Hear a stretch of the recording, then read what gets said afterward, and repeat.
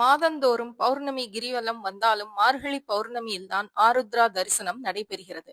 பார்வதி தேவி சிவனை வலம் வந்து இடப்பக்கம் பெற்ற நாள் பௌர்ணமி தினம் என்பதாலும், சூரியனிடமிருந்து சந்திரன் அதிக ஒளியை பெற்று அதன் கதிரிலிருந்து வெளிப்படும் சக்தி நம் திருமேனியில் பட்டு உடலையும் உள்ளத்தையும் பண்படுத்தும் என்பதால் பௌர்ணமி கிரிவலம் வருவது முக்கியமானது. மார்கழி மாதம் 18ஆம் தேதி ஜனவரி 2ஆம் தேதி வெள்ளிக்கிழமை மாலை 6:44 மணி முதல் மறுநாள் 3ஆம் தேதி மாலை 4:42 மணி வரை பௌர்ணமி திதியும் திருவாதிரை நட்சத்திரமும் வருவதால் 2ஆம் தேதி இரவு கிரிவலம் வருவது மிகுந்த பலனை தரும்.